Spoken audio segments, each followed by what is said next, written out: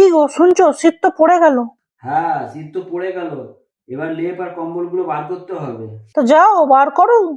হ্যাঁ। এ বাবু, যা তো লেপ কম্বলগুলো বার করতো। শীত তো পড়ে গেল, গায়ে দিবি না নাকি? আমায় কেন বলছো? মাকে বলো না, মা বার করবে। আবার মাকে কেন বলবো, তুই বার কর না। অত ভারী ভারী জিনিস আমি বার করতে পারবো না, তুমি বার করো, যাও। আরে আমার তো কোমরে ব্যথা, আমি কি পারি এগুলো, তুই জানিস না নাকি? এক কাজ কর, তুই একটাই বড় দিকে বার কর, ওটাই সবাই মিলে গায়ে দেবো। আমি কিন্তু আলাদা নেবো, আমি তোমার লেপ গায়ে দেবো না। তোমার আবার কি হলো? না বাবা, তুমি যে লেপের মধ্যে বুম বাম পাত দাও, আমি তো একদম টিকতেই পারি না।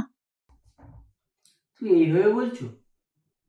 তোমার মনে আছে যখন তোমার আমার প্রথম বিয়ে হয়েছিল, তখন কিন্তু শীতকাল ছিল, তখনও কিন্তু আমি বুমবামই দিতাম।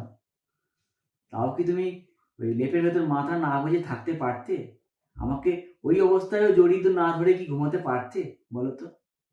আজ বয়স হয়ে গেছে বলে তুমি এভাবে বলছো? তোমাদের ঢপে রোমান্টিক কথা বাদ দাও তো।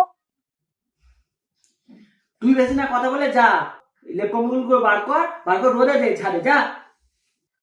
হে ভগবান, বাচ্চাটাকে খাটিয়ে খাটিয়ে মারবে। দেখো ছেলেটাকে কেমন মানুষ করেছে, দেখো মানে কুঁড়ে বানিয়ে দিয়েছো।